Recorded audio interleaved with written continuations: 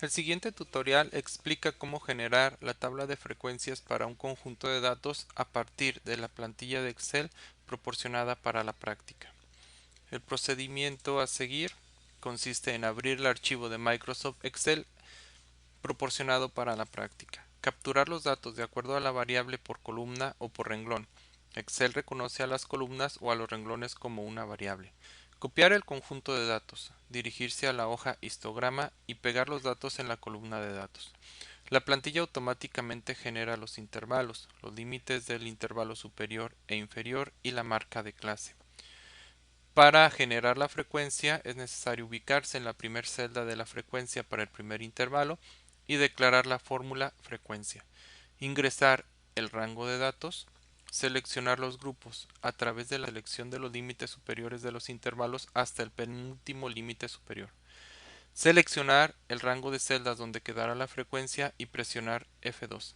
Finalmente, pulsar Control Shift Enter para que el software determine la frecuencia de cada uno de nuestros intervalos. Para este ejercicio contamos con un conjunto de datos, seleccionamos el conjunto de datos, copiar, nos dirigimos hacia la hoja denominada histograma Pareto y en la columna pegar.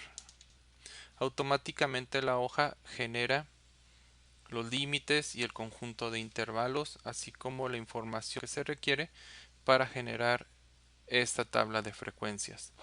Nos ubicamos sobre la primera celda del primer intervalo,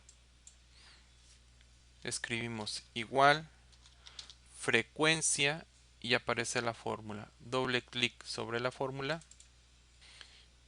Lo siguiente es seleccionar el conjunto de datos que deseamos clasificar en nuestra tabla de frecuencias. Escribimos coma y ahora los grupos. Los grupos van a ser los límites superiores desde el primero hasta el penúltimo, ya que Excel reconoce el penúltimo límite superior como el primer límite superior del último intervalo. Cerramos nuestros paréntesis y damos Enter. La fórmula se encuentra en esta celda.